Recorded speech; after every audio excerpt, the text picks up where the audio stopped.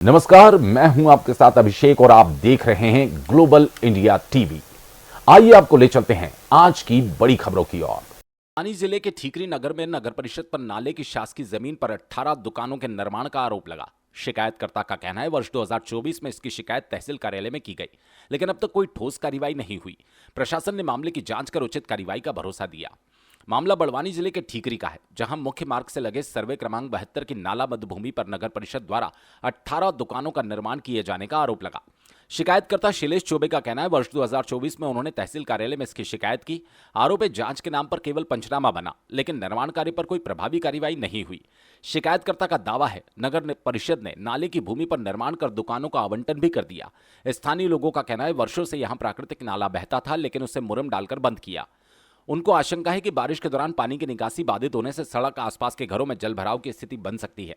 इस मामले में एसडीएम राजपुर कुमार शानू ने कहा, तहसील द्वारा तैयार पंचनामा शिकायत रिकॉर्ड मंगवाकर जांच की जाएगी। यदि जांच में पाया जाता है कि निर्माण नाला मध्यभूमि पर हुआ है तो नियमानुसार कार्रवाई कर अतिक्रमण हटाएंगे। वहीं क्षेत्रीय विधायक बाला बच्चन ने भी कहा, यदि नगर परिषद द्वारा कोई अवैध निर्माण किया गया तो इस मुद्दे को विधानसभा में उठाएंगे और न्याय दिलाने का प्रयास करेंगे। ग्लोबल इंडिया टीवी के लिए बड़वानी से जिला ब्यूरो सुरेंद्र वर्मा की खास रिपोर्ट। सर, नगर परिषद के द्वारा लगभग 15 से 18 दुकानें नाले मत पर बनाई गई। ऐसा पंचनामा बनाया गया पटवारी के द्वारा हमको ज्ञात हो रहा है। क्या नाले मत पे नगर परिषद दुकानें निर्माण कर सकती है?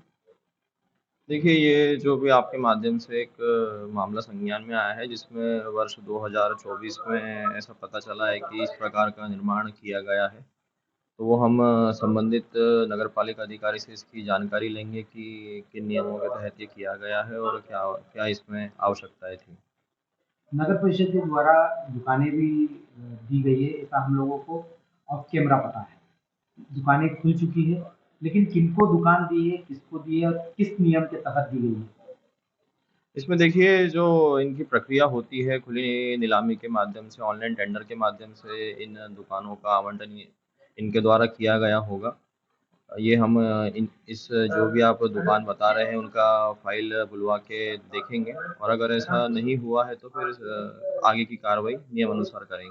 शिकायतकर्ता ने 2024 से आवेदन दे रखा है, लेकिन अभी तक कोई कार्रवाई नहीं हुई, न तहसीलदार साहब के द्वारा, न आपके विभाग के द्वारा। नहीं, अभी आपके माध्यम से ये बात संज्ञान में आई है। उस समय ये शिकायत में जांच जरूर हुई थी ऐसा बताया गया, लेकिन आगे क्या हुआ इसमें थोड़ा देखना पड़ेगा।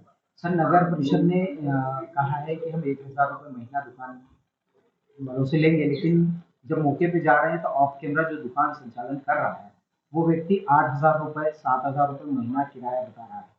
इसको कैसे देखते हैं? ये दुकान का फाइल देख के ही बता पाएंगे। रायपुर विधानसभा के विधायक हैं, चिखली नगर परिषद क्षेत्र में आती है आपके। यहाँ पर चिखली नगर परिषद के द्वारा एक रोड खरगोन जिले में और एक स्वागत द्वार बना दिया गया है। वहीं नाले मत पे दुकानें निर्माण कर 18 दुकानें निर्माण लगभग करी है, वो भी लगभग सक्षम लोगों को और अपने जो खास लोग हैं उनको वितरण कर दी गई है, जिसका कोई भी ऑनलाइन डेटा वगैरह कुछ नहीं है। नगर परिषद इस बारे में क्या कहेंगे, क्योंकि बड़ी समस्या है ये यहाँ के रहवासियों के लिए। देखिए, मेरा आप लोगों से कहना है कि जो भी अगर गैर वैधानिक है, अवैधानिक है, तो अगर मुझे राजपुर विधानसभा क्षेत्र या मध्य प्रदेश की या बड़वानी जिले की जनता या कार्यकर्ता कोई काम अगर सौंपेंगे और बताएंगे कि भैया ये वैधानिक नहीं है, ये अवैधानिक है, तो मैं उसकी लड़ाई लड़ूंगा और मैं उनको न्याय दिलवाऊंगा। मतलब क्या कहना चाहते हैं कि अगर मीडिया के द्वारा आपको पता चल रहा है कि एक नाले मत पे अगर कोई दुकान निर्माण हुई है या जिले से बाहर कोई निर्माण हो रहा है, तो वो क्या, इस बारे में क्या कहेंगे? नहीं, मैं बता रहा हूँ कि किसी से भी, जैसे मान लो कि ठीक है, अगर आप ये मान ले कि आपसे मुझे फीडबैक मिला किसी से भी, या हमारे सोर्सों से अगर कोई फीडबैक मिला या आपके माध्यम से फीडबैक मिला, अवैधानिक तो अवैधानिक होता है, गैर वैधानिक तो गैर वैधानिक होता है, उसकी कभी भी कार्रवाई हो सकती है और वो कभी भी उनके खिलाफ कार्रवाई होकर वो डैमेज करने की जो कार्रवाई होती है, जो भी शासन प्रशासन निर्णय लेता है वो हो जाएगा, उसमें कोई बात नहीं। अगर आपने जो मामला है, जो इश्यू जो उठाया, और अगर ऐसा है, मैं यहाँ की जनता का साथ दूंगा, मैं उसको लड़ूंगा, विधानसभा में उठाऊंगा और मैं न्याय के लिए लड़ाई लड़ूंगा। आपने विधानसभा में भी सामर्थ्यालय और अमली दल को लेकर, बिल्कुल, मैं आपको बताना चाहता हूं, और इस बात को मैंने दमदारी से विधानसभा में माननीय अध्यक्ष महोदय से टाइम लेकर इस बात को मैंने बोला था कि ठीकरी नगर पंचायत में वार्ड नंबर 12 जो बना, वो उसके पहले वो ग्राम पंचायत रूपखेड़ा की ग्राम पंचायत का वार्ड था, और वो गांव थे सामर तलय और औलीदड़, और उसको नगर पंचायत ठिकरी के वार्ड नंबर 12 में मिला दिया। तो क्या था कि ग्राम पंचायत में तो रहते हुए उनको सरकारी योजनाओं का लाभ मिलता था, लेकिन जैसे ही नगर पंचायत में उसको मिलाया गया तो नगर पंचायत में सरकारी योजनाओं का लाभ उनको मिलना बंद हो गया था। इसलिए इसको यहाँ बेड़ी मद में लिया था। तो मैंने सरकार से आग्रह किया था कि जो पहले उनको लाभ मिलता था ग्राम पंचायत में रहते हुए, अब नगर में आ गए तो उससे ज्यादा लाभ मिलना चाहिए।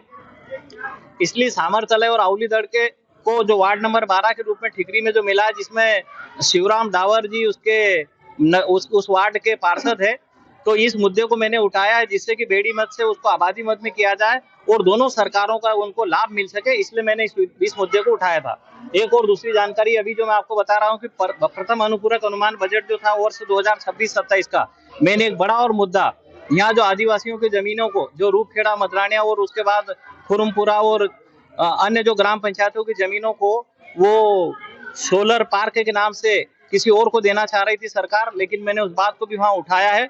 मैंने वहां के आदिवासियों की, ग्रामवासियों की बात को उठाई और लड़ाई को मैंने लड़ी है। सरकार को मैंने बाध्य किया और सरकार ने बोला कि अगर वहां की ग्राम सभा और ग्राम पंचायतें अगर नहीं मानती है, नहीं स्वीकृति देती है, तो हम वो जमीनें नहीं लेंगे।